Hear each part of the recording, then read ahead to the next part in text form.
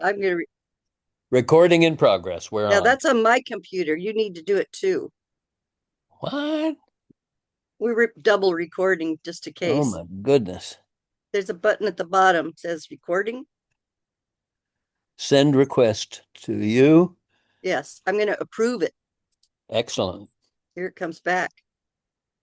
Now we've got two recordings to cover us. Yeah. Okay. Okay, hello everyone again to day two of Romeo and Juliet. We'd gotten somewhere into Act Two, and I'm going to try to locate us. Remember what I said about the numbering of the scenes? You probably need to look in two places to see which edition you are using. Um, I'd like to point out now that there's, in the middle of this play, there's two, three places where one scene reflects another, and I think that in the construction of the play, they're very interesting. So I'm going to talk first about Act 2, Scene 3 or 4 and Act 3, Scene 1. Both of them are scenes that begin with Benvolio and Mercutio and then add Romeo eventually. But the way that makes these scenes very different is the first of them adds the nurse, and the second of them fatally adds Tybalt. So, in both cases, we get a good dose of Mercutio, the wit. And Mercutio has wonderful verse, as you remember from the Queen Mab speech, which John Castellanos read for us last week. But in a way, he really belongs in prose because he has a rapier-like wit as well as a quick rapier himself. And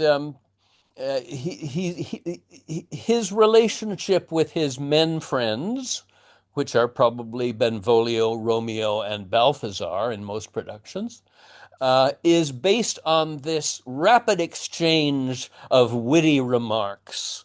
And those are on full display in this scene with Benvolio.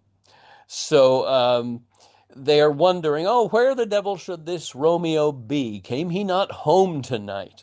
Why is Mercutio so worked up about what has become of Romeo? Why did he disappear on us last night? And because he knows about Rosaline and the hopeless love that Romeo is expressing for Rosaline. But he simply vanished at the end of the party last night, and we don't know what happened to him. You remember the scene in which Mercutio is attempting to raise his spirit, as if you draw a magic circle and you try to call up spirits, often devilish spirits, by invoking certain formulas, usually in Latin, as we see in Dr. Faustus. But in his case, it's obscene, of course. He'd conjure a spirit in his mistress circle, that to make it stand there till he had laid it and conjured it down. It's pretty graphic. We won't go any further with that. Um, because to Mercutio, of course, relationships with women are all about sex, and that's really all the latitude emotionally that he wants to give Romeo. Because for whatever reason, I think he feels very possessive toward Romeo, and you can draw any implications from that you like. But it's clear that he's a little out of sorts, and that out of sortsness, which came out in drunken humor the night before, now comes into what's happened to Romeo? Why has he ducked out on us? And he says, oh, he's already dead. He's smitten with this Rosaline, and she's driving him crazy because he still has no inkling at all that that is ancient history for Romeo now, and that he's now fixated on the real love of his life, which is Juliet. Mercutio knows nothing about what has happened in the orchard after he departed the night before. So, when Romeo finally shows up, they razz him mercilessly. I think I wanted to quote a couple of lines. I'm trying to find my way faster to the scenes that I have. Um, and here we are. Um,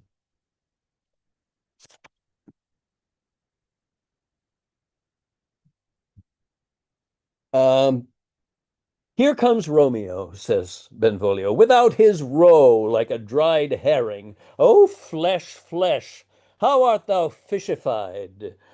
Now is he for the numbers that Petrarch flowed in. And of course, Petrarch is a troubadour influenced poet who writes about the hopelessness of the love you feel for the distant lady who always says no. Um, Laura to his lady was a kitchen wench. Cleopatra, gypsy, Dowda, Dido, a dowdy, Helen and Hero, Hildings and harlots. Um, and Signor Romeo, bonjour. There's a French salutation to your French slop. A slop is a pair of Renaissance, rather full, knee length trousers. That's what slops are. And a critic pointed out a wonderful thing. Romeo never made it home, so he's still wearing his party costume on the street today. He's not probably on his way home to change, and he comes across them. So by this, Mercutio says, "Well, well, somebody didn't get to bed last night."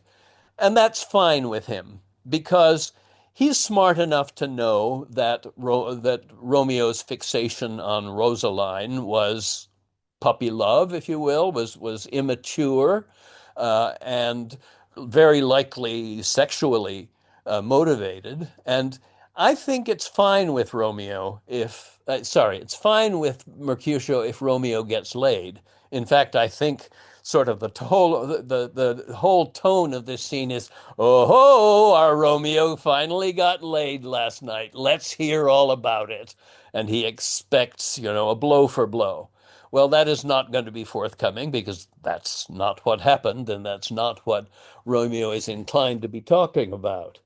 Um, so they engage in this banter, which goes back and forth. I'm not going to read much of it.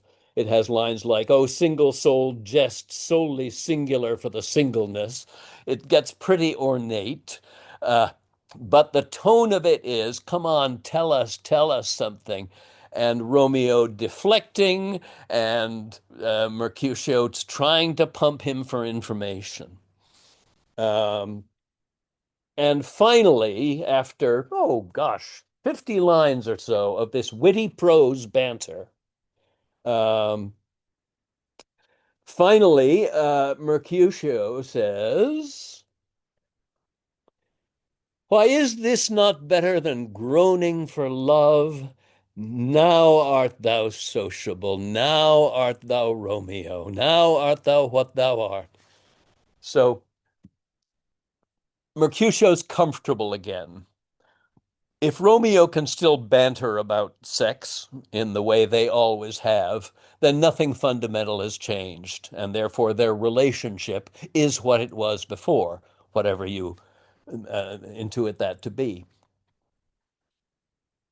So at that point enters the nurse. Now, the nurse is interesting. Nurse is always interesting, but in this particular, a sail, says Mercutio. I think she's dressed to the nines. She's wearing some sort of elaborate veil that makes her look like a ship in full rigging coming through the piazza. And she's dressed to the nines because she feels she's on a secret diplomatic mission. We talked last week about that second prologue that points out how difficult it is for Romeo and Juliet to meet. So they have to use intermediaries.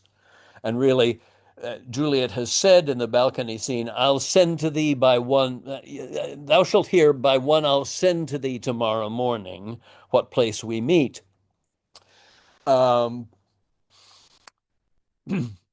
the nurse is really the only person she can deputize to do this.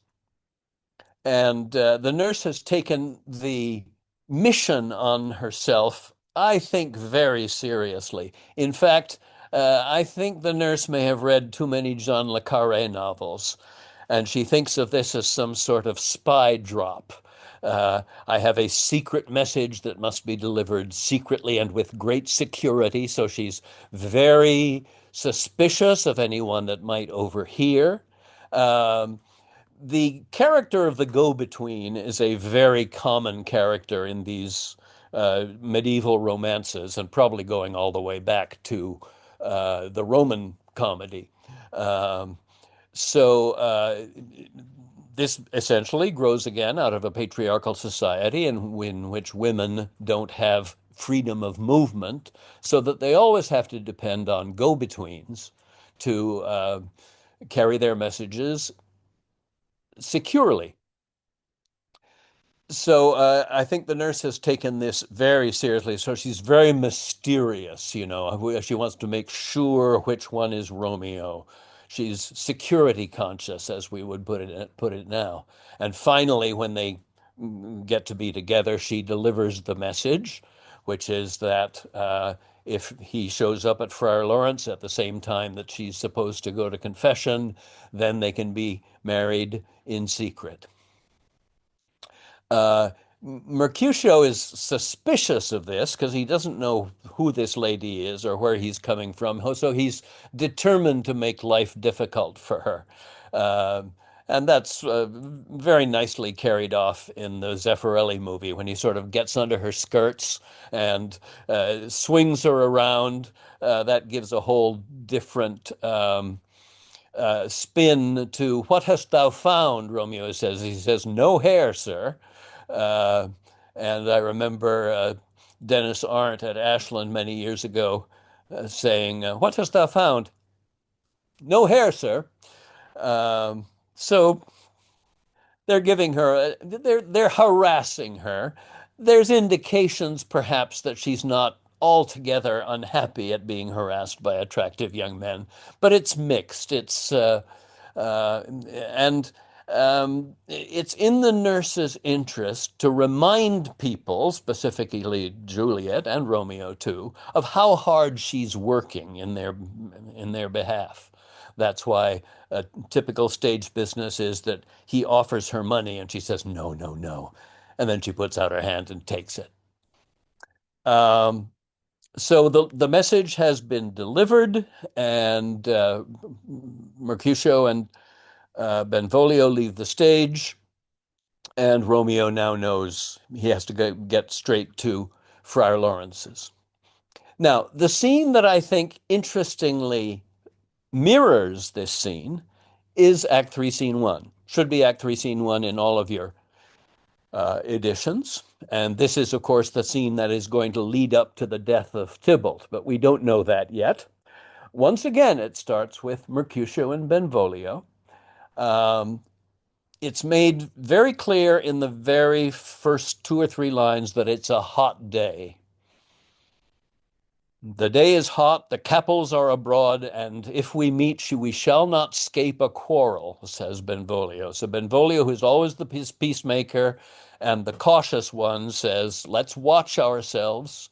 This could be a difficult day if, especially since they know that Tybalt has presumably penned a challenge, which he has sent to Casa Montague. They don't know what's in it, but it's probably some sort of calling out Romeo. Because Tybalt is still incensed after being dressed down by his uncle in front of a bunch of people at the party the night before, um, and humiliated, brought down a peg. So Tybalt, when he enters, is going to be in a foul mood. He's looking for a fight. Mercutio continues a ragging on Tybalt that started in the scene we've just talked about and now just continues without a break. Um,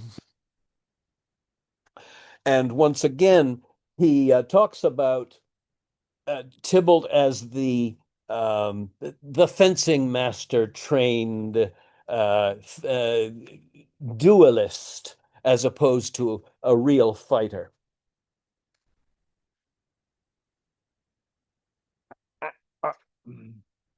Um, and he rankles at Benvolio's suggestion that we keep it down, let's stay out of conflict today. This is now these hot days is the mad blood stirring. This is just the kind of oppressively hot Italian day that leads people to rash action. And he ridicules that. Thou art like one of these fellows that when he enters the confines of a tavern, claps his sword out on the table and says, God send me no need of thee. And by the operation of the third cup, draws him on the drawer when indeed there is no need. In other words, somebody who's already feeling belligerent has a couple of drinks and behaves even more badly. Um, and he goes on for another whole paragraph. I am now in Act 3, Scene 1 at about line 15 or so. Your edition may vary. Thou wilt quarrel with a man for cracking nuts, having no other reason but because thou hast hazel eyes. Thy head is as full of quarrels as an egg is full of meat, and yet thy head hath been beaten as addle as an egg for quarreling. So he's basically going off on going off on Benvolio, saying, You're just as big an ass, excuse me, asshat as I am when it comes to fighting. Don't lecture me. So you can see he's cranky today. And perhaps it's because he still hasn't been able to get to the bottom of what's going on with Romeo. At this point, enter Tybalt. And Tybalt, typically, he walks in with verse into a scene that has been prose up till now, which means he's a little bit on his high horse. He says, Follow me close, for I will speak to them.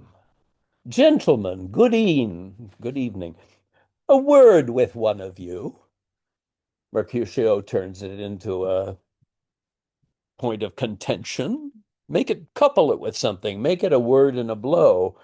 Tybalt, oh, you shall find me apt enough to that, sir, and you will give me occasion. And they go at it verbally. Um, I think a line is crossed when Tybalt says, Mercutio, thou consorts with Romeo. Now, consort can simply mean associate. It can also mean make music together. I think he means you do it with Romeo, don't you? I think that's the overtone. Thou consortst with Romeo. Fighting words to see if they'll get a rise. Mercutio makes a joke about it instead, but the joke has an edge. At that point, Romeo comes in. Things are very tense, and Tybalt confronts him. Romeo, the love I bear thee, quite sarcastic, can afford no better terms than this. Thou art a villain.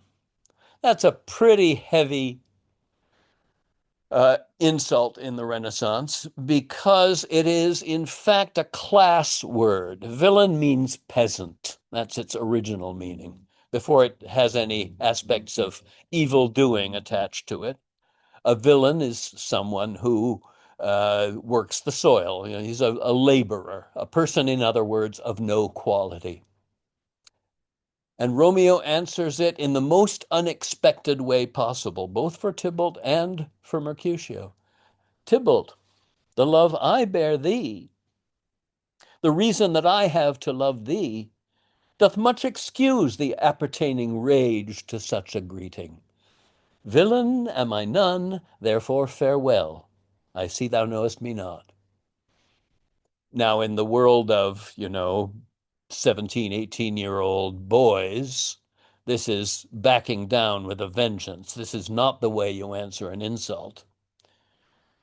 Boy, says Tybalt, wanting to push his aggression, This shall not excuse the injuries that thou hast done me. Therefore, turn and draw.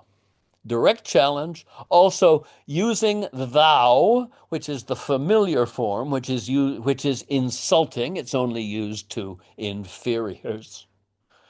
And that should certainly get a rise out of Romeo, except it doesn't. I do protest I never injured thee, but love thee better than thou canst devise. And so, good Capulet, which name I tender as dearly as mine own, be satisfied. Which drives Tybalt a little crazy because he wanted a fight, but that's nothing to what happens with Mercutio. And I think Mercutio feels badly, badly let down. He'll put up with a Romeo who's a lover. He'll put up with a Romeo who misbehaves in various ways, but he won't put up with his Romeo being a coward. And something snaps in Mercutio at that point. And then the violence becomes inevitable. So the fight breaks out. Good king of cats, as I say, Tibert was the cat in the medieval stories. Um, just one of your 9 lives, and they both draw and they're fighting, which is the last thing Romeo wants to see. His best friend fighting with who is now his cousin by marriage. And as the stage direction makes clear, at some point, Romeo is trying to stop the fight. He gets in between them, and under his arm, Mercutio is stabbed by Tybalt. And it happens so fast that nobody really knows what has happened, except that uh, Tybalt knows what's happened because he's felt his sword go into somebody. I have had that experience once by now. It's extremely unpleasant, even for the person on the handle end of the sword. Um, and um, and so he immediately takes off because he knows he has hurt Mercutio badly. The others aren't really aware of it yet. What, art thou hurt? And in a bit of brilliant writing, I think we have to say, Mercutio tries to toss it all off. Aye, a scratch. And then on the tail of that, marry, 'tis enough. That's almost to himself. It means, uh-oh, I can tell this is serious. But something in the bravura of his character, something in the relationship among his friends of you laugh things off, whatever it is, makes him cover up, essentially. This was very well done in the by John McHenry in the Zeffirelli version. He made a big joke of it, and I don't think it has to go necessarily that way, but no one for a while realizes and sort of sotto voce, he's saying to his servant, go, villain, fetch a surgeon, which means this is bad. I need medical help right now. And again, in the witty prose, it goes back and forth. No, 'tis not so deep as a well, nor so broad as a church door, but 'tis enough, it will serve. And trying to make a joke out of what he knows is possibly a mortal wound. Excuse me. And for that same reason, really, until he says, help me into some house, Benvolio, or I shall faint. And among 2 or 3 repetitions of a plague on both your houses, they have made worms meat of me. We begin to get these hints of how serious it is. And in fact, within 30 seconds of being carried off stage, he's a dead man. At which point, Romeo feels not only the loss of his friend, but the guilt that he was the precipitating instant and probably tactically came in at just the wrong moment. It could be argued that Tybalt never wanted to kill Mercutio, maybe just cut him up a little and show him who's the better fencer. But because of this blundering in by Romeo, the wound has been given that is mortal. And a moment later, Benvolio comes back and says Mercutio is dead. And now a door has been opened that can't be closed. Um, so Romeo, motivated by his rage and his sense of guilt, challenges Tybalt. And though Tybalt is almost certainly the better swordsman, somehow or other, Romeo gets a lucky point in and kills Tybalt as well. Just to point out, of the two scenes that start out so similarly, they branch into such different places. And enter the Capulets and enter the prince, and they realize that Tybalt is dead, which is exactly what the prince had warned against the day before. It's always worth keeping in mind that when Shakespeare wrote this play, he tried to compress the action into the tightest time period possible. And opinions may differ, but I think it starts on a Saturday morning and it ends on the next Wednesday night after midnight. So the fearful passage of their death-marked love is also incredibly swift, and events follow events so precipitously that nobody really has time to think straight. Everybody is in crisis through this whole time, from the first street fight at the beginning, through the Capulet ball, through these new deaths, through the rush to get Juliet married. Everything now just happens too fast. And therefore the temperature remains very high. This is as good a time as any to bring in a word that actors use a lot, and that word is stakes. You may not be familiar with it. What it means essentially is every time you're on stage, you'd better have something important at stake. Um, this is true in comedy. It's true in tragedy. It's in drama. Actually, it's more pronounced. But Shakespeare's very good at it in the comedies as well, because he always gives your character something very, very personally important to promote or defend. That's what we mean by stakes. Uh, Shakespeare's characters don't wander into a scene and start talking about the weather for the most part, not unless they're covering something up. Um, there's always an issue which is strong enough to motivate commitment on the part of the characters. And that's what actors are looking for. Actors are looking for the reason why they're there in a scene and what they're trying to attempt to perform in that situation. And it's always something of essential importance to them. And you'll find that scene after scene and play after play. And I'll continue to remark on it through the years. So if I say, look how high the stakes are here, you're going to be invited to sort of put yourself in the skin of one or more of these characters and say, oh yeah, I see why this person is acting powerfully, extremely, dangerously, or even passionately in a positive way, because their stakes are high.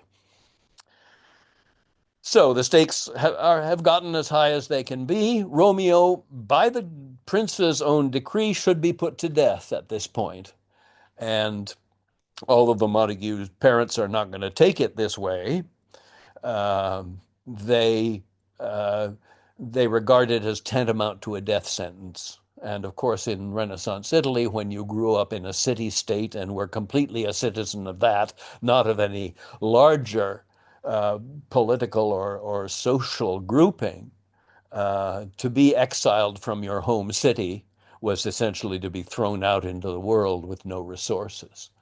Uh, uh, Mantua, where Romeo finally goes when he's exiled, is, I haven't looked it up actually. I think it's about 50 or 60 miles from Verona, but it might as well be the other side of the moon as far as somebody brought up in Verona is feeling.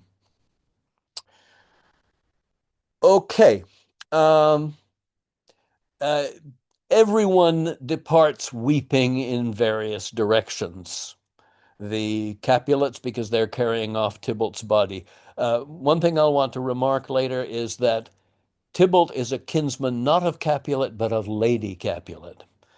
He married into this family when his aunt, I think, uh, Lady Capulet married Capulet, and uh, I'm going to foster an idea that Capulet never really liked Tybalt all that much. We see how he dressed him down in the party, and uh, he also must know that Tybalt was largely responsible for the brawl at the beginning of the play. So that Tybalt is a troublemaker and has been a problem before. And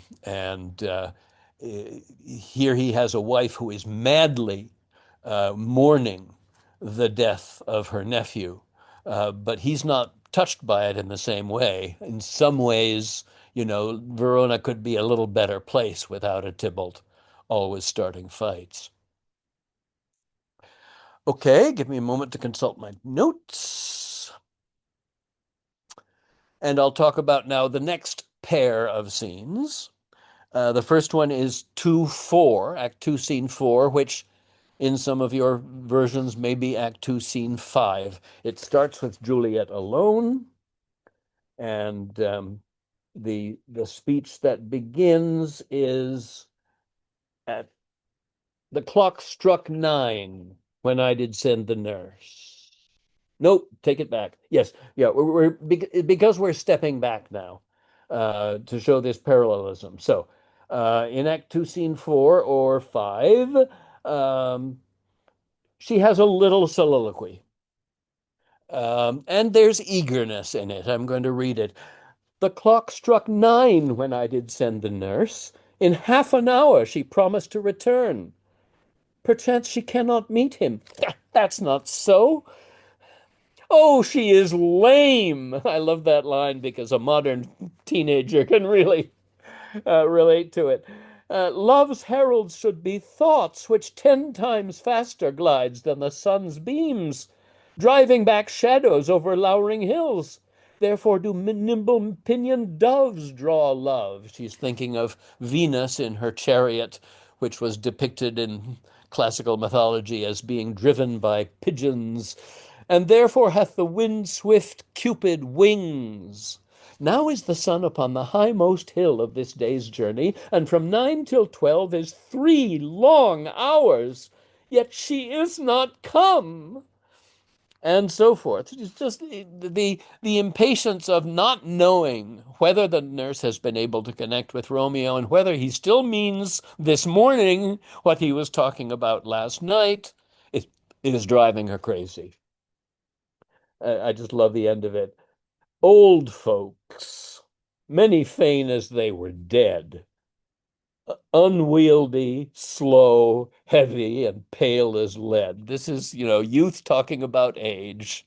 Why can't old people get a move on? Why can't their hearts beat as fast as mine is beating? And in comes the nurse. And oh God, she comes, oh honey nurse, what news? And the nurse just has a word for Peter to leave us alone here. And she falls all over the nurse, saying, "Oh Lord, why lookest thou sad?" Well, the nurse is one of two things. Either the encounter with Mercutio has actually physically exhausted her, plus walking in probably what are her highest chopines, essentially high-heeled platform shoes around the town and on a fairly hot day and so forth. Either she is genuinely sort of tuckered out, and in a bad mood because of that. Or what I think is more likely, she is actively pursuing a teasing strategy. And therefore, I think she's greatly exaggerating what a bad morning she had in an attempt to uh, dangle her news in front of Juliet and hold off the sweet pleasure of saying, yes, you're actually getting married today, as long as possible. So I don't really have time to read the scene, but every time Juliet asks her something, she says something like, I am a weary, give me leave a while. Fie, how my bones ache, what a jaunts have I. And then she breaks into full prose, which sort of is a tip off that perhaps she's being playful. Um, Juliet, of course, is still in verse. She always is.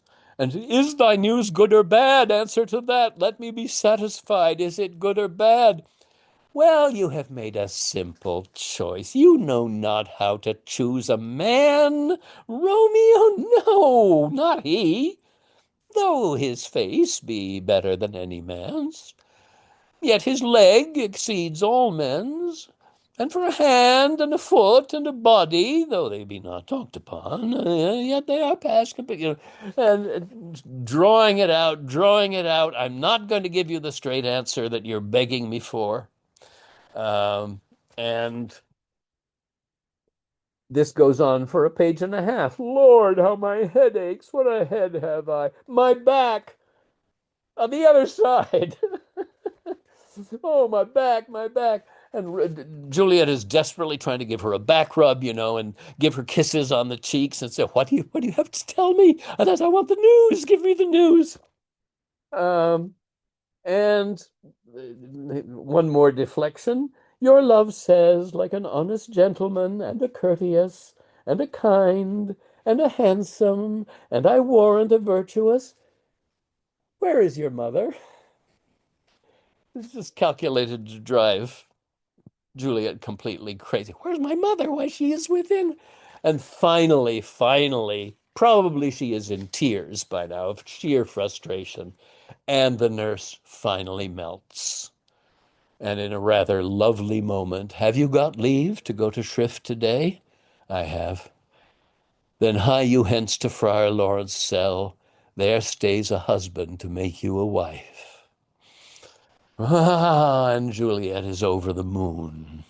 And as we've discussed before, the only way that Juliet can get out of the house unsupervised is to claim that she's going to Friar Lawrence, whom everybody trusts, um, and have him take her confession.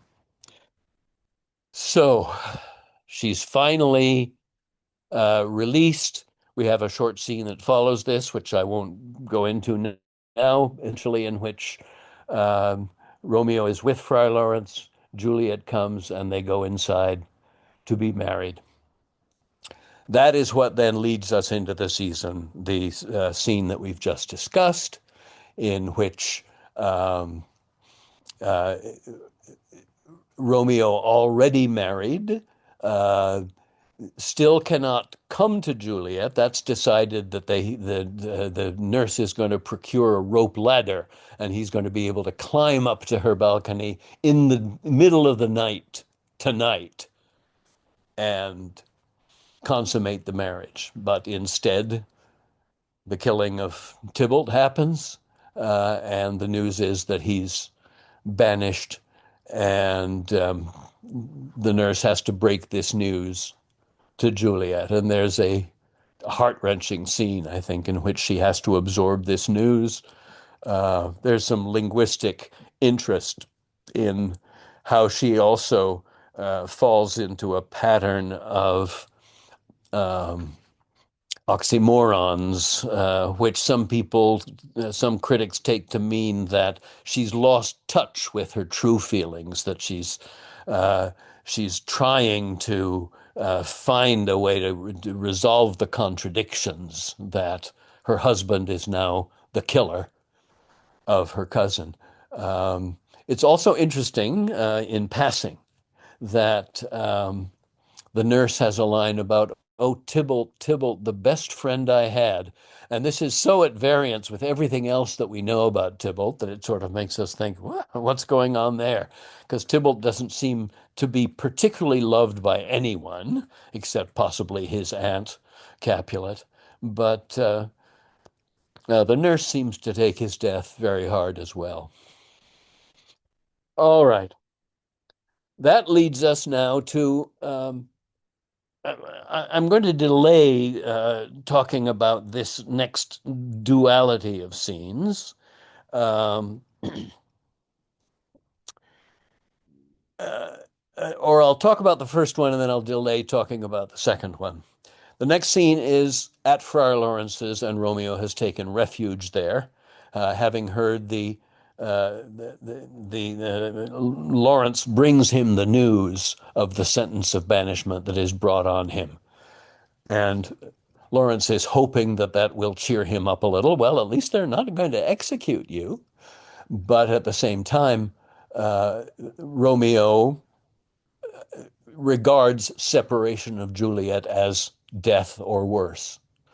Um, what's the point in my living if we're going to be separated? And here's one more instance of the incredible devotion they've already developed toward each other, which eventually, of course, will lead to their mutual suicides because they have decided that the only life worth living for them is life with each other.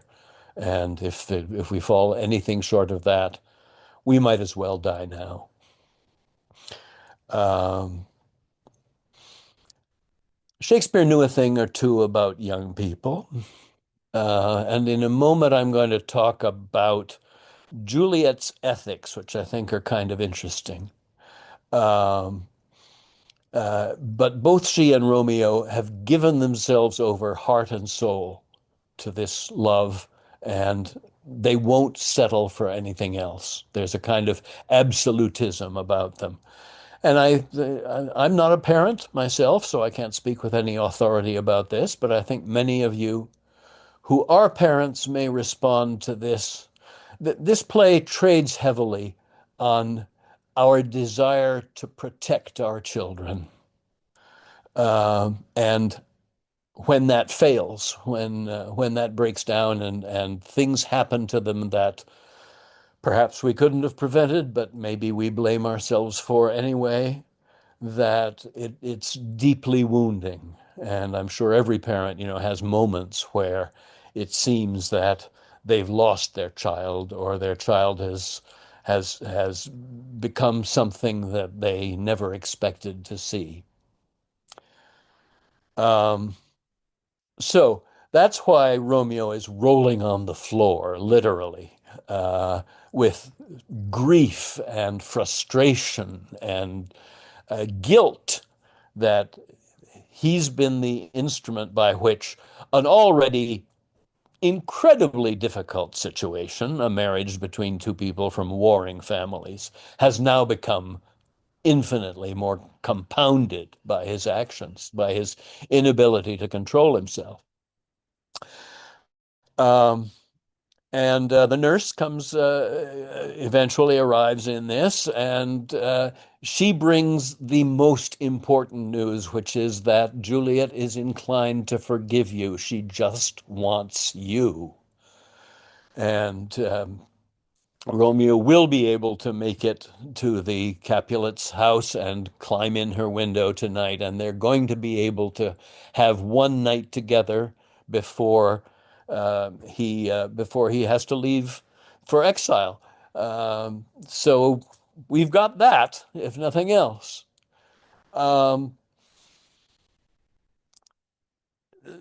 that's enough to give Romeo some new hope. Now, before I talk about the scene that kind of echoes this one, I'll talk about the very next scene in the play, and bear with me for a second while I find it. Um, it is Act 3, Scene 4. And this is at the Capulets' house again, and Paris is back. I've always thought this scene, and when I directed it, I staged it this way. It feels like sitting Shiva for me. It feels like a scene in which Tybalt's corpse is there. It's just been laid out and cleaned up a little bit. As we know, the Capulet burial practice is going to turn out to be that they unlock the family vault and they put in the deceased, not in a coffin, on some sort of bier, apparently, and not covered with anything constricting. This is going to be, of course, the quality that Friar Lawrence seizes upon when he counsels Juliet to take the potion, that you're not going to wake up to find yourself underground in a grave. You're going to wake up in the monument. It's going to be scary, but if you are really dedicated to what you're doing, this is the possible way out. But I'm Julian, jumping. Yes. Sarah Atkins had her hand raised. So, Yeah. Sarah, you want to unmute? And did you have a Yeah, question? yeah, I just had a question. So, what's the significance when two scenes mirror each other? Why, as audience members, should we care that the scenes are mirrors of each other? I'm not sure we consciously care, but the first time a certain combination plays out, like Romeo and Mercutio, sorry, like Mercutio and Benvolio sparring about Tybalt and about Romeo's romantic prospects. The first time that we see that, it sets up a certain expectations. And then the second time it comes around and a change is wrought upon it, I think we have an element of surprise and unpredictability that gets introduced. That's about the best I can do. I don't think we're meant to say, oh, that scene parallels the one before it, but I do think it says something about Shakespeare's sense of structure. Okay, thank you. Sure thing. Okay, this is what I call the sitting Shiva scene, and I want to stress that the way that Capulet talks to Paris is fundamentally different from the way he talks to his family. And this started right in the second scene of the play when he began, "Oh, but Montague is bound as well as I in penalty alike, and 'tis not hard, I think, for men as old as we to keep the peace." That he's reasonable. Uh, he talks like an educated man, and this all locks into um, the uh, the answer I gave in the Q&A last week when Diego mentioned, he said, what makes you think that Capulet is a self-made man? And I found that the way he talks to Paris is aspirational. He speaks in beautiful verse to Paris, uh, intact lines of verse that scan very easily, as if to say, "I belong in your class. Uh, I know how to comport myself in society, and therefore, by implication, my daughter is a suitable bride for a man of the upper class like you."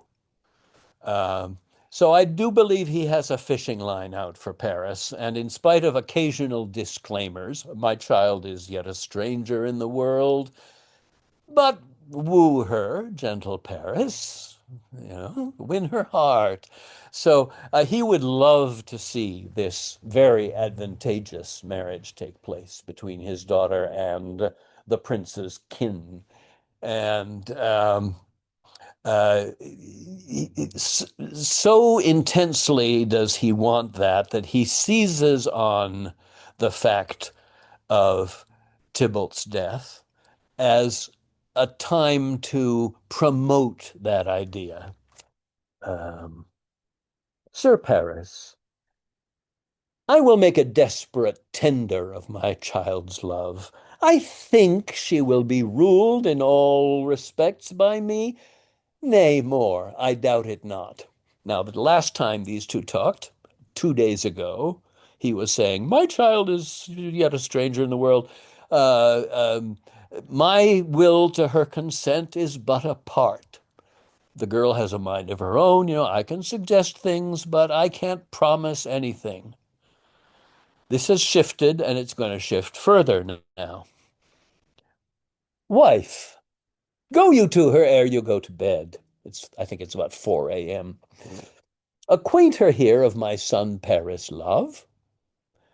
My son Paris means son-in-law, but already it's proleptic, you see. He's my soon-to-be son, Paris, love.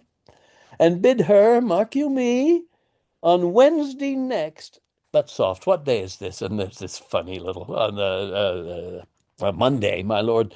Monday, well, Wednesday is too soon. A Thursday be it then. 2 days to get her ready to be married would be way too fast. 3 sounds about right. Um, and um, and as he keeps going, he becomes more heartened. Oh, we'll have some half a dozen friends in there, and because people are going to think, that we don't care about burying our cousin, but let 2 days pass, and we'll keep it just to a few friends and unspoken, and my dynastic designs for Juliet will be carried out. I'll get the advantageous marriage that I needed all along. Uh, because this is just the moment in which it could have slipped away, in which the prince's whole family would say, you don't want to get involved with Capulets in the middle of this feud they're in. You don't know what's going to happen. So he downplays all of that, and he essentially promises her hand to uh, to Paris before either of them leave the stage. And that, of course, sets in motion the next moment of the tragedy. So we go from that to what's called the Obad by some people, the dawn poem, which is the early morning that finds Romeo and Juliet having just spent the night together. Uh, as I said in the old Leslie Nielsen version, it was as if they'd had a really nice conversation all night long. Zeffirelli famously put them nude in bed together and took a certain amount of flack for it. But I think it is certainly unmistakable that they have spent the night together, that they have made love, that Juliet is no longer a virgin, that the marriage has been consummated to both of their mutual joy. But it's the morning, and a bird is singing outside, and she thinks it's the lark, the herald of the morning. And Romeo says, don't worry about it. It was just a nightingale. Sorry, it's the other way around. She says it was just a nightingale. And he says, no, I'm sorry. I know a lark when I hear one. And that means dawn is just round the corner. And if I'm found here in the daytime, I will be put to death. So it's time for me to make tracks. And they go back and forth about it for a bit. And at one point he says, you want me to stay? Fine. Let me be taken. Let me be put to death. If Juliet has it so. And at that point she realizes, no, he needs to go now. And she bundles him out the window.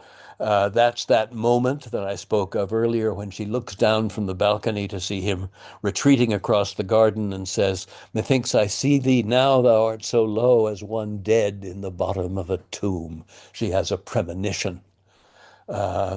And that's part of this pattern of premonitions throughout the play that remind us of the fate that is inexorably coming no matter what we feel about it or what the protagonists are doing, something is set afoot that is eventually going to overwhelm them. Then follows a really, really interesting scene that I want to spend a little time on. Now it's just past 6, so I've got a half hour to go. So I invite you to look at Act 3, Scene 5, which is where I am. And it's from the moment at which he leaves, which is about line 60. And she has a line about a short speech about fickle fortune. And then in comes Lady Capulet. Now, I'm fascinated by the dynamics of the Capulet family. So please bear with me while I pick this out. Ho, daughter, are you up? Who is that calls? It is my lady's mother. Is she not down so late or up so early? As I said, the preceding scene I felt was in the small hours. So this is probably still a few minutes before dawn. And in comes Lady Capulet. And of course, she finds Juliet in tears. Of course, Juliet's in tears. She has just said in the preceding scene, thinkst thou we shall ever meet again? And that question can't be answered.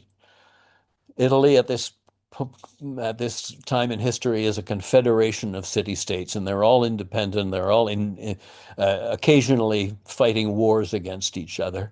As I say, 40 miles might as well be the other side of the planet for all the hope she has of reaching out to him in any way. So Capulet's wife ascertains, I mean, she makes the conclusion, well, of course you're in tears. You've lost your dear cousin Tybalt. What wilt thou wash him from his grave with tears? Therefore have done. And Juliet, covering, says, let me weep for such a feeling loss. Now, Lady Capulet is going to go off on a tangent here that is abhorrent to Juliet. She's basically going to say, we will have our revenge because God knows this is Italy and no injury goes unavenged in Renaissance Italy. Well, girl, thou weepst not so much for his death as that villain lives which slaughtered him. Again, villain meaning peasant. What villain, madam? That same villain Romeo. Now, this next page is extremely interesting rhetorically, and I thank Jen LeBlanc for reminding me of this. There's a lot of double talk going on here. There's a lot of double meanings. And why? I have a theory. Shakespeare's entire career, and we will be encountering this along the way, is studded with young women, I would say teenagers, who have an incredibly powerful ethical sense. They are dedicated in their hearts unrelentingly to truth. And there's something in Juliet that rebels against lying, even when it would be to her advantage. So she will not lie and say, boy, I wish Romeo was dead too. And what a horrible thing to do. She cannot betray herself so far as to express things that are not true, that don't resonate with her essential core truth. But the situation is dangerous. What she can do is equivocate. And equivocate is a word that we'll come across again in Macbeth sometime this summer. It's a very powerful concept at the time of the accession of King James, for reasons I'll explain then. It has to do with crypto-Catholics nosing their way around Britain in Elizabethan England.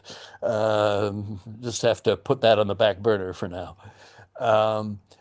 Juliet will allow herself to equivocate, and therefore she uses this ambiguous language, which is meant to resonate with her own truth, but to mislead her mother. And I'm going to talk you through that a little bit. Now, I'm here at Act 3, Scene 5, and probably at line 81. Villain and he be many miles asunder. God pardon him. Now, God pardon him is something any Christian can say about any other Christian, even a murderer. God pardon him. I don't wish to see anyone consigned to hell. I think God's grace is infinite. God could probably forgive even Romeo. This is for her mother's ears. I do with all my heart, and yet no man like he doth grieve my heart. The meaning for her mother is the man who killed my cousin has hurt me more than anyone could. The meaning for herself is not being able to be with Romeo grieves my heart. Lady Capulet, probably without suspicion, says that is because the murderer traitor lives. I, madam, from the reach of these my hands, would none but I might venge my cousin's death. Again, the meaning for mother is, ooh, if I could get my hands on that kid, I would murder him. The meaning for herself is, oh, how I wish I could have him in my arms. And this goes on now for several lines. Encouraged, Lady Capulet says, well, don't worry, because we have a little plot in train here. We will have vengeance for it. Fear thou not, then weep no more. I'll send to one in Mantua, where that same banished runagate doth live, shall give him such an unaccustomed dram, poison, in other words, that he shall soon keep Tybalt company, and then I hope thou wilt be satisfied. When you see Romeo, shriveled up and horribly poisoned, then you'll be happy. And Juliet's meaning again, indeed, I never shall be satisfied with Romeo till I behold him dead. Is my poor heart so for a kinsman vexed? I hope you can see the double meanings in that. Till I behold him, dead is my poor heart. But again, Lady Capulet is meant to hear, till I behold him dead. And of course, that, in another layer of irony, is going to happen. Next time she sees Romeo, he will be dead.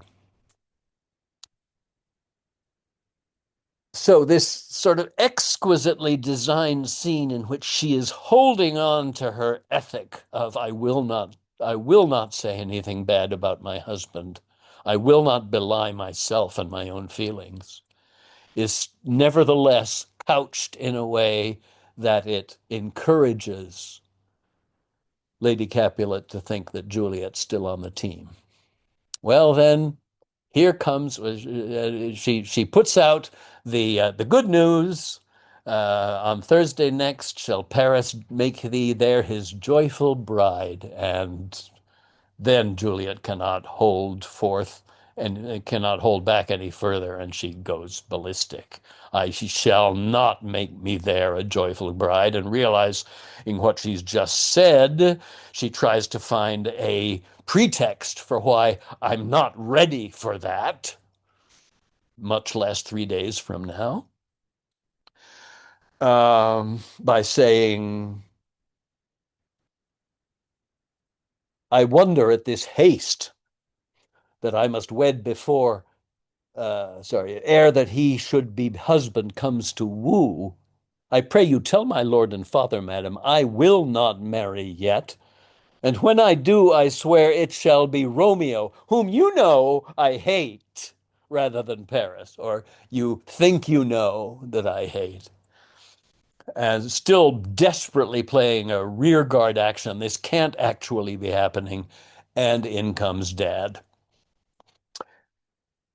Now, as I've said, and want to expand on this a little more, Capulet aspirational is a very different person from what I call Capulet en famille, Capulet in his domestic arrangements. Capulet aspirational right now is full of this wonderful idea that he's going to marry his daughter brilliantly into the aristocracy. And this speech deserves repetition because it's a way he never talks any other time. He talks to her as you would to a 2-year-old. When the sun sets, the earth doth drizzle dew, but for the sunset of my brother's son, it rains downright. How now, a conduit girl? What, still in tears? She's totally boo-hooing by now. Evermore showering.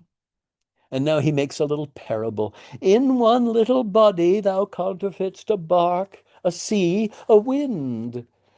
For still thy eyes, which I may call the sea, do ebb and flow with tears. The bark thy body, and on he goes, in this extended metaphor, pretty shallow metaphor, to basically say, I am so on your side. I am so in sympathy with you, you poor girl.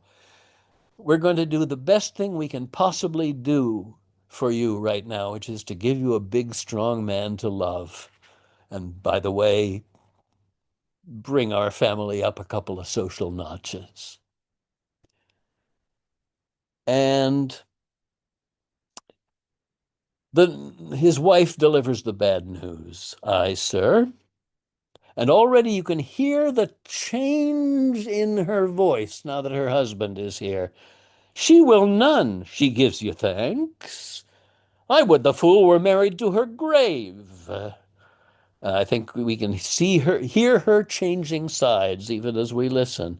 Soft, take me with you, wife. How?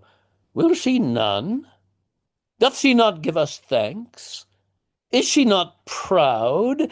He starts to talk in shorter phrases, and they become more and more the language of a tradesman.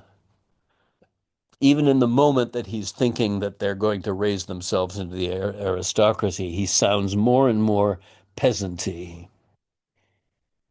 Doth she not count her blessed, unworthy as she is, that we have wrought so worthy a gentleman to be her bride? Not proud you have, but thankful that you have. Proud can I never be of what I hate. Uh-oh. Now she's standing up against him. And you hear in his language bad, what I call bad Capulet taking over. I have said that I think he's a self-made man. I'll also add to that, and I think he could very well be an alcoholic. He's clearly, completely immersed in the patriarchy. As far as he's concerned, his word is law. Whatever he said to Capulet days ago about, my will to her consent is but a part, he does not like to be crossed. We've seen that with Tybalt. And we see the same thing as we saw with Tybalt, is that the language becomes rough-hewn. It becomes, as I say, workmanlike. How? How? Chop logic?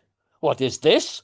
Proud, and I thank you not, and yet not proud?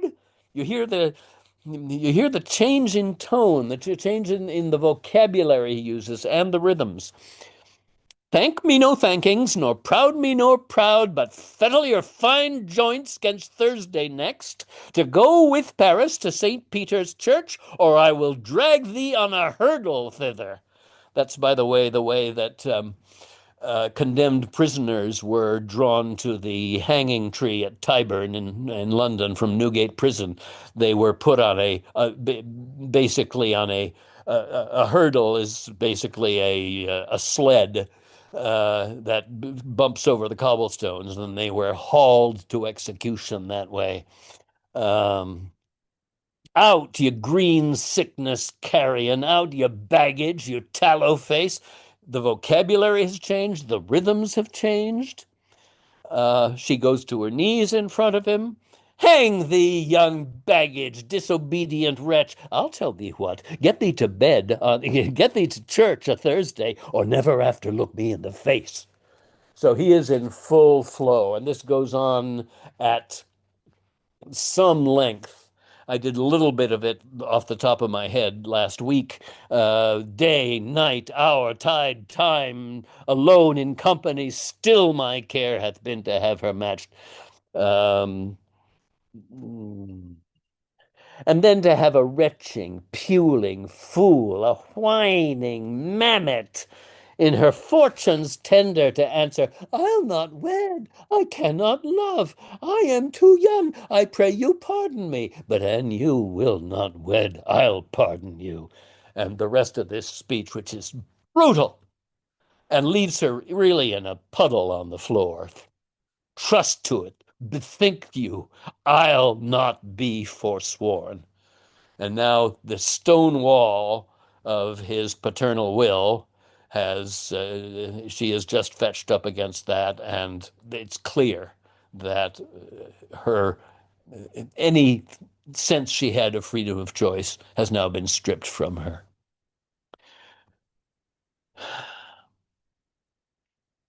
She has a brief speech of desperation. Is there no pity sitting in the clouds? Appeals to her mother, and what's her mother's response? Talk not to me, for I'll not speak a word. Do as thou wilt, for I have done with thee. So, any help that she's looking for from her mother is clearly not forthcoming. In my opinion, Lady Cap is a battered wife. I'm reading between the lines here.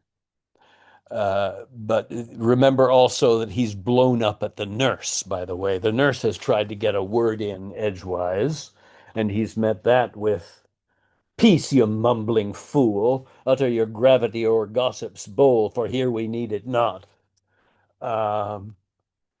Shut up. Anybody who wants to disagree with me, just shut it. I am putting my foot down. And I believe that everyone in this household is terrified of Capulet and his rages.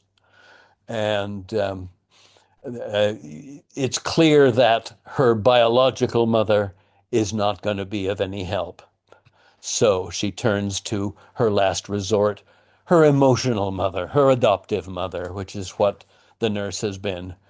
I think we've said before, it's perfectly clear that Juliet's relationship with the nurse is far closer than that with her own mother.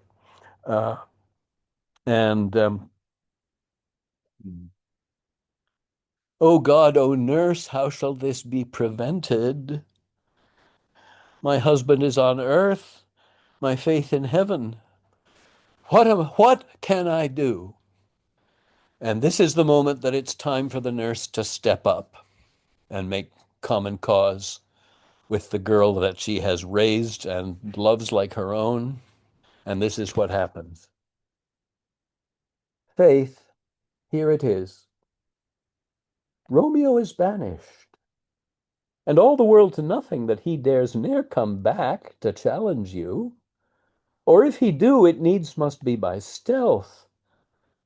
Then, since the case so stands as now it doth, I think it best you married with the county. Oh, he's a lovely gentleman. Remember, she liked him the first time she heard of him in scene 2. Romeo's a dish clout to him. He's a wash rag in comparison to Paris. An eagle, madam, hath not so green, so quick, so fair an eye as Paris hath. Beshrew my very heart is a mild oath. I think you are happy in this second match, for it excels your first. Or, if it did not, your first is dead. Or 'twere as good he were as living here, and you no use of him. Now, I've delivered that speech without subtext, but an actress that essentially was approaching it from my perspective would have a field day with it because I think she's speaking against what she knows to be right and fair. But I think she has just been terrorized. This is a woman of, I calculate, about 40. She has only had one job in her life. 13 or 14 years ago, she had a child which died.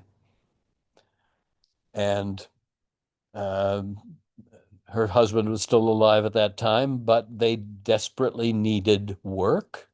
So she, being lactating, as I say at the time, she went to work for a wealthy family when they needed a wet nurse for a couple of years. I think at the end of that couple of years, when they tried to separate Juliet from the nurse, she cried and cried and cried and said, "Give me my mama."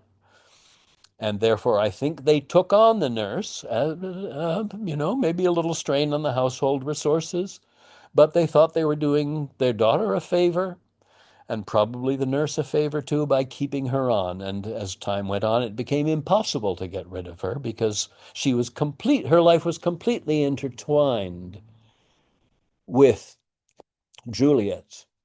Um, Now, was it John Citron who asked this question? I'm not sure. Somebody at the end of the last class asked, "Why does the nurse reverse herself?" And I got another question along the same lines today. Peter Day was asking Peter, it. yeah. Um, I think the nurse feels she has no choice.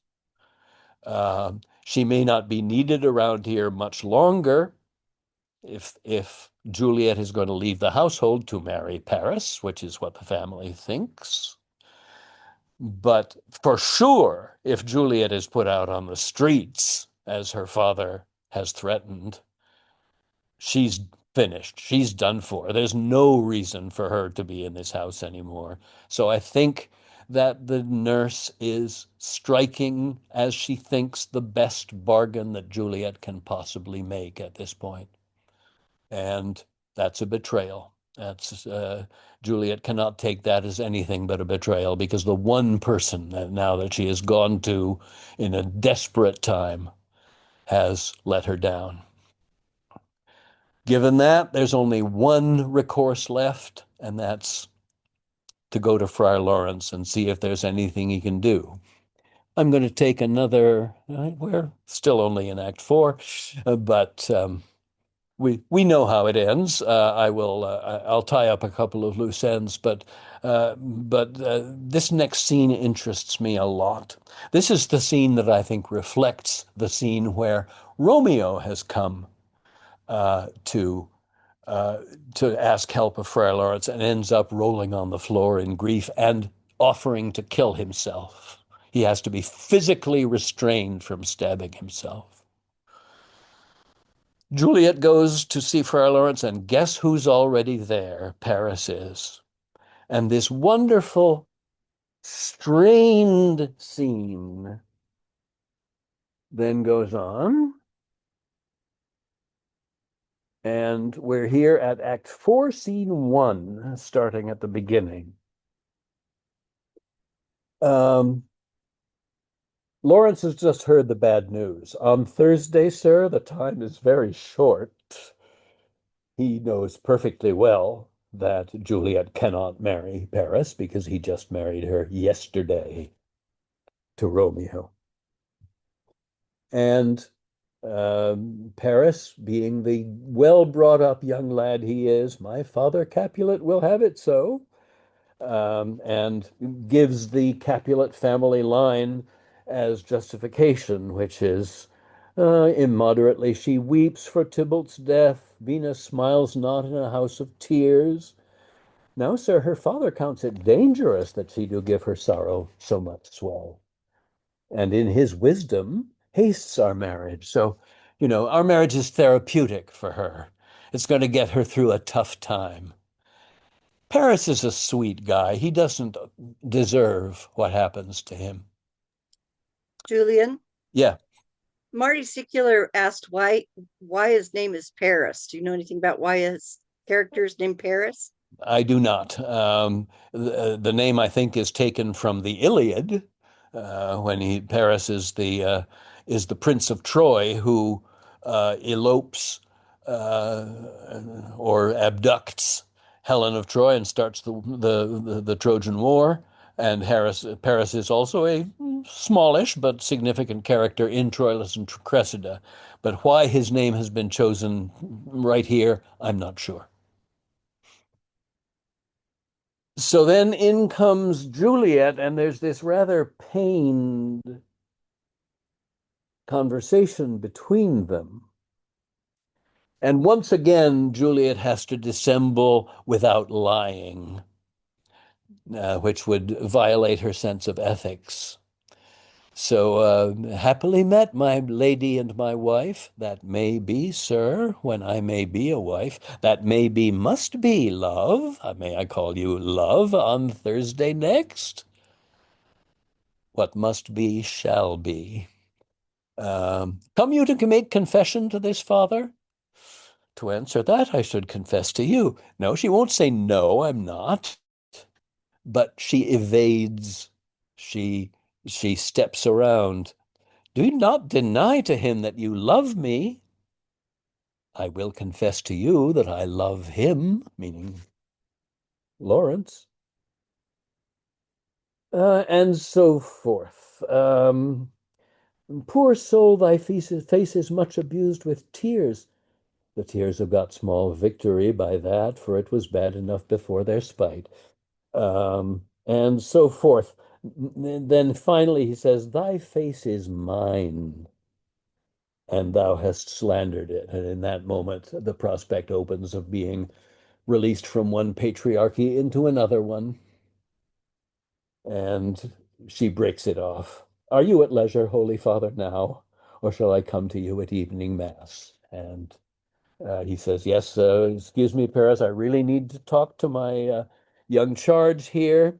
And Juliet, on Thursday early will I rouse ye. Till then, adieu, and keep this holy kiss. And he goes to kiss her, and I think it's probably the director's and the actress's choice whether this kiss takes place and if so, what it's like. But we have some clue when the second that he's off stage, she says, oh, shut the door. And she lays out her entire impossible predicament to him. I'm not going to go into it here except to say that she also draws a dagger and threatens to kill herself. And this is the second time in 24 hours that Lawrence has had to deal with a suicidal teenager, and he manages to talk her down. And finally, seeing the desperation, he says, I've got to do something. And he offers her the potion. Now, this potion is, as far as I know, still unknown to medical science, but it's a commonplace of Renaissance literature.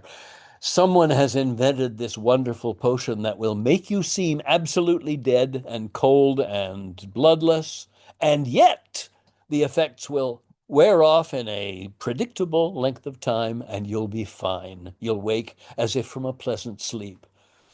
And would there were such a thing, but for Shakespeare's purpose, there is one. And he's able even to particularize how long it will take. He says 46 hours, I believe he says, and then you'll awake as from a pleasant sleep. Now, you're going to be in a tomb when that happens, but because of the burial practices, which we have discussed, You won't be buried. You'll be in a tomb. There'll be plenty of air, and I'll be there. I'll get there, and Romeo will be with me, and everything. You can elope to Mantua, and by now you're perfectly ready to turn your back on your family. We're going to save your life and Romeo's, and you can make a new life somewhere else. And she says, give me, tell me not of fear.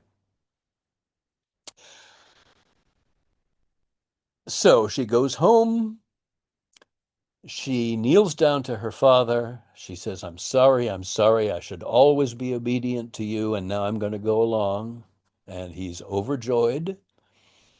And he says a fateful line.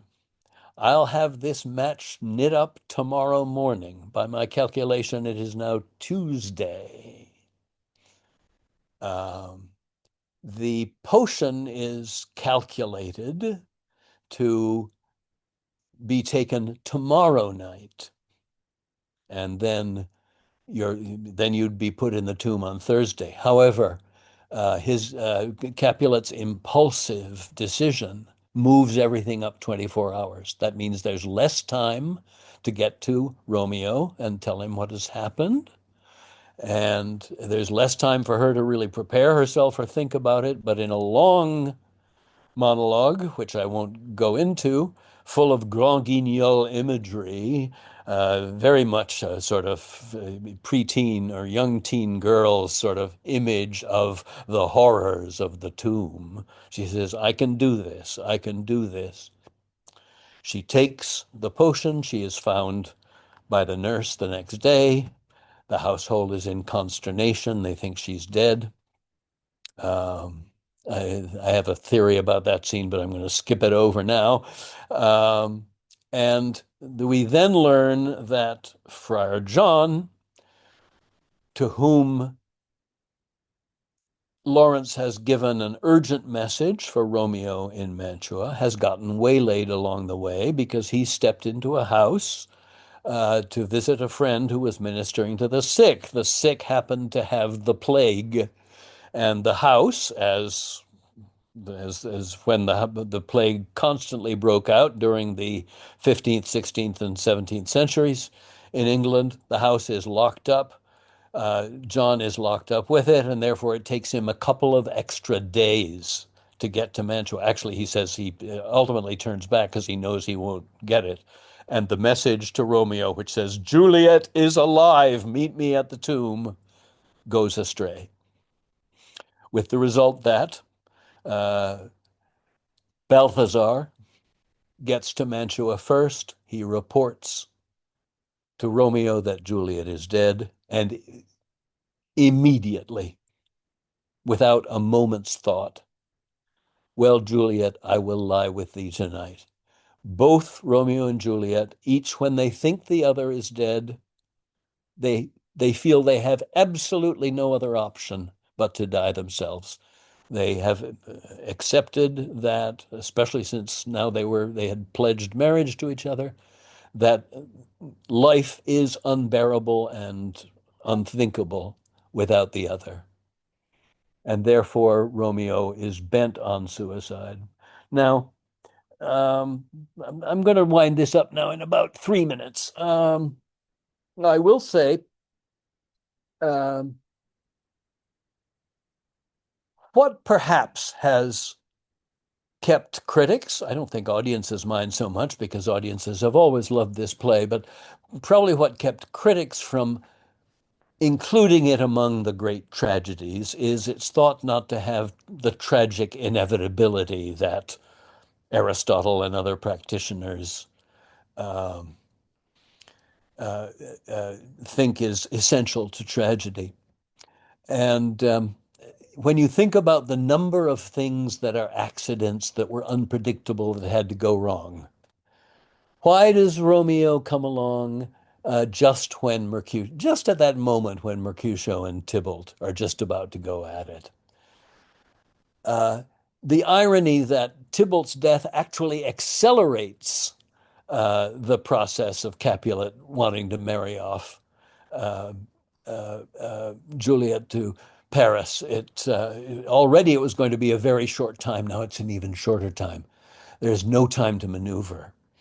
Um, Likewise, Friar Lawrence's potion and advice simply pushes things along. Um, Friar John just happens to make a side trip and get caught in a plague house.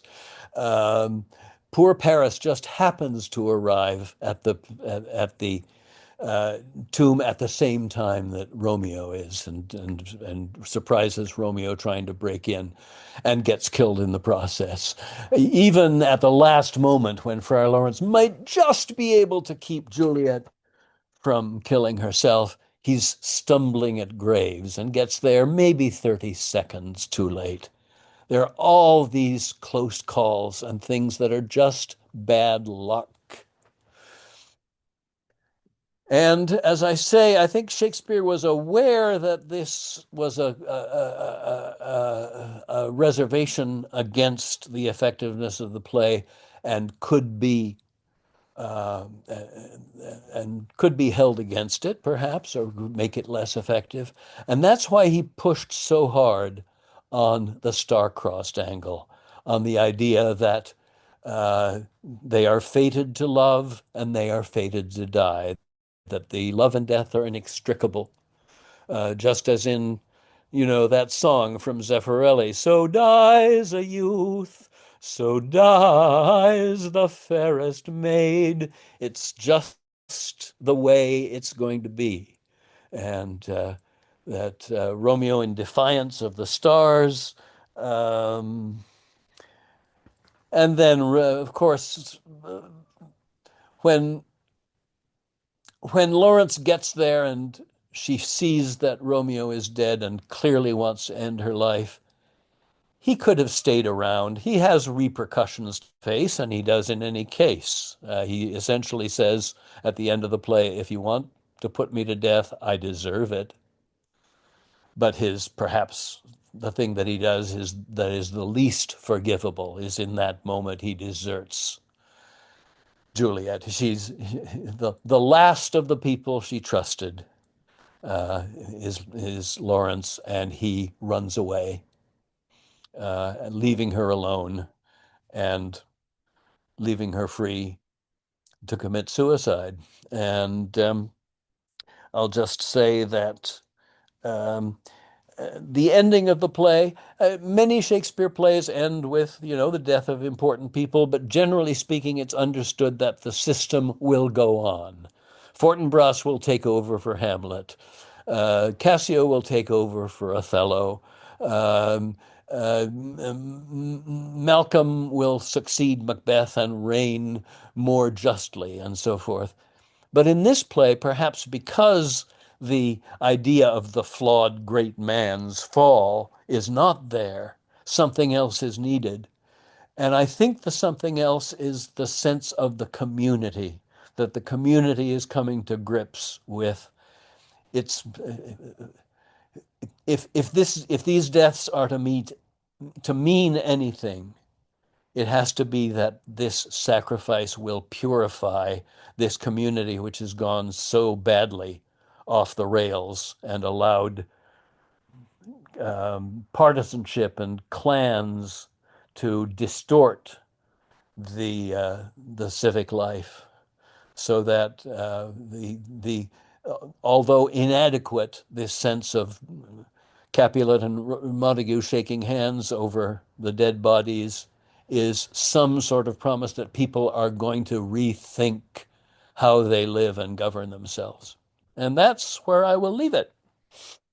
I have a couple of questions. All right, let's hear the questions. Well, this combines two, one from myself and one from Lorraine.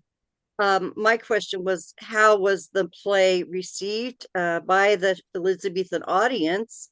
And then the second part of that from Lorraine is, how would the women and the men of his audience react to the bawdiness of the scenes in the play? Shock, Okay. humor. So yeah. Good questions. Good questions both. Um, it is rare that we have accounts from contemporary Elizabethan playgoers to say how the play went over. There are a couple, and there's a sketch, for instance, that a Dutchman or something made of the last scene of uh, Titus Andronicus, and one or two letters that written saying, I saw such and such a play and such happened. That helps scholars date when the plays were presented. Um, but it's rare that we have so granular a response to a play. What we do have is the publication of quarto versions. Now, something like half of Shakespeare's plays, as far as we know, were never printed during his lifetime. Or if there were what are called quarto editions, small paperbacks, if they did come out, we don't have them anymore. They're flimsy paper, and over the last 400 years, they have disappeared. Fortunately, we have the first folio, which covers pretty much all the plays that we think he wrote primarily, except possibly for Pericles, which is left out of it, and Two Noble Kinsmen, which might have belonged in it. But by and large, uh, Hemmings and Condell, his two fellow actors in the company, were dedicated to the task largely because Ben Jonson had done a few years before, had done what no Elizabethan playwright had ever thought of doing. He had issued a volume of his collected works. And that was sort of the first, perhaps, inkling anyone ever had that dramatic works could be regarded as literature. Uh, because the theater was looked down on, certainly by the authorities, tolerated, supported by certain playgoing uh, noblemen at court, but by and large regarded as a lesser form. That's why Shakespeare, I think, put his name on the sonnets and Venus and Adonis and The Rape of Lucrece, but not on most of his plays. To be a writer of plays was not really, regarded as a true profession. So Hemmings and Condell take issue with this. They say, we think these are the greatest plays ever written, and we're going to put out a luxury volume. And if you have seen a folio, it weighs 15 pounds and is a formidable book. But some of the plays, and Romeo and Juliet is one of them, were published in these paperback quarto editions during Shakespeare's own lifetime, and presumably during the run of, or one of the runs of the play when it was new. And as I said of the first quarto, it's heavily cut and regarded as what they call a memorial construction. That is to say, somebody who had been in the cast and ran to a publisher and thought he could make a quick buck by dictating the play as well as he remembered it. And then a second quarto came out that is more complete, that is closer to the version that eventually made it into the folio. Uh, and um, and now, generally speaking, modern editors look at the second quarto side by side with the first folio and create an edition based on that. But the fact that two folios were printed during the run of the play implies that the play was popular, or people wouldn't have wanted to buy it up. That was one question. What was the other one? About the how they'd react to the bawdiness in the show. Yes, we have every indication that Elizabethan audiences of all social classes loved the bawdiness and would not have found it offensive. Um, uh, there are things that Shakespeare holds himself back from. He doesn't use the S word. He doesn't use the F word. Well, he sort of does in one place, but sort of left-handedly. There was certainly censorship, and censorship would have come down quite heavily on anything that was thought to be actually obscene. But the Elizabethan worldview and the view of sexuality in general, it had its uh, puritanical detractors as well. But by and large, I think the playgoing public expected a certain amount of bawdry and were not offended by it. Another question was from Marty about Capulet having any parallels with Shakespeare's father, reading any biography into that. And then I'll just say that Jen points out that there's a play about the creation of the first folio called The Book of Will Yes, by there is. Yeah. Lauren Gunderson. Yes, Thanks, Lauren Jen. Gunderson is a local playwright. She's a Bay Area playwright, and the play has been produced here, I think, at Marin Theater Company, among other places. And it is speculative in the same way that Hamnet is, you know. It's a or for that matter, the was it the Book of Will or what was um, there are three or four, A Cry of Players some years ago. Playwrights have always been interested in writing around Shakespeare and sort of trying to imagine his life. As I said, I think last week, my feeling about Hamnet is that it trades on a rather 21st century vision uh, of how writers invest themselves in their own work. Um, I don't see myself much in Hamlet that I could regard as autobiographical or that particularly resonates with Shakespeare's own life. And likewise, in the case of Capulet, I have no idea what John Shakespeare was like. He was the Glover, who was um, Shakespeare's father. He had about 7 or 8 children, of whom William was the oldest. He got in trouble with the authorities for trading illegally on the wool market, it's thought, and was demoted. He ran for mayor of Stratford at one point, and eventually he was demoted right off the town council for reasons that I don't remember anymore. I think they had to do with lack of church attendance. Even under Elizabeth, this is when Catholicism had been quite firmly put down. Under Elizabeth, there were people sort of watching you. And if you didn't show up to church regularly, and I mean like more than twice a month, you were going to hear about it. The town fathers would write to you.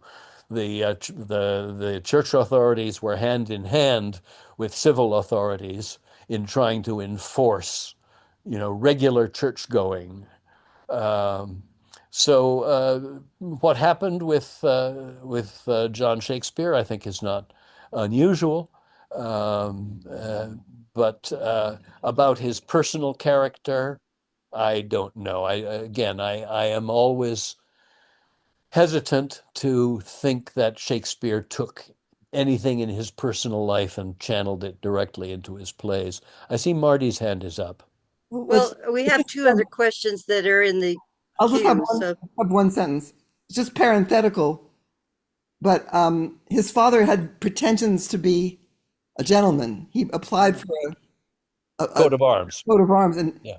but he wasn't, and so that was like a tension for. And then also he may very well have been an alcoholic, which is why he was demoted from. He gave up. He wasn't able to run his life. He was losing all of his money. So Yeah. I just thought there was some of that striving after being a gentleman, and some Yeah. Well, that's good. You cannot write what you don't know. And, whether he knew it from his own family or from the people next door, certainly a writer takes in everything he can and works with it. Janie? if you can do maybe quick answers to these, John, why don't you unmute and ask the question about Mercutio, and then Charlotte has a comment that's Great. interesting. So, Uh-huh. John, and then Charlotte. So we watched 2.5 of the film versions that you had described. Good for you. It's interesting to see how differently they were directed, casted, acted, and edited. Mercutio, especially, has been portrayed quite differently in each of these versions. Yes. How would you act and or direct his role in our Romeo and Juliet, especially in the Zeffirelli version, McHenry? Yes. He he was really out of control and Yes. over the top, and other versions didn't really portray him in that light. No, certainly. Well, I would say he's kind of portrayed that way in the Baz Luhrmann. He's kind of an out of control guy. But certainly in the 1936 version, when he's played by Leslie Howe, sorry, when he's played by John Barrymore, it's much more classical. And I believe I mentioned last week that John McEnery kind of instituted a tradition of a different way of looking at Malvolio, of emphasizing his self-destructiveness Mercutio. and his a certain core of rage in him. And as I also mentioned, the actor Charlie Shaw Robinson, when he played it for me, we discussed a sense, a PTSD interpretation. We thought that he was a actual, so maybe 10 years older than the other boys there, that he had been to war and back and been marked by the experience. And I find that consistent, but that's simply interpretation. There's one final comment. Charlotte, you want to unmute and make your comment, which I think goes to the end of the play. Of course. Julian, as you mentioned, as we all could see from the text, there are so many instances of things that go wrong and things that are badly timed. But I think that probably reflected life in those times. Well, it still does. and it still does, although Who would have we predicted think we have more control. Yeah, But I who would think in have those, predicted what we've gone through in the last year? yes, right. You could make some of that up. Yeah. But I would think that maybe the audience might have appreciated this play because it did reflect their own lives so much, the mishaps and sadly the tragedy. Yeah. Yeah, That is true, and I'll say that, you know, characters like the nurse and Malvolio, and certainly certainly Capulet, are not Italian types as such. Sure, they can be, but as we'll find, for instance, in Midsummer Night's Dream, where the workmen are definitely English workmen.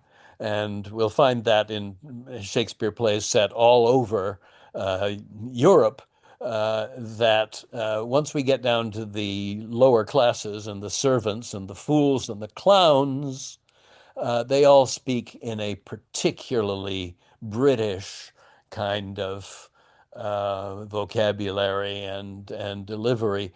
I don't think that Shakespeare thought that Italians, for instance, were fundamentally different from Englishmen, just that they lived in a hotter climate. And we'll be talking about that more when we talk about Machiavels, which we're looking forward to. Richard III. We'll talk about the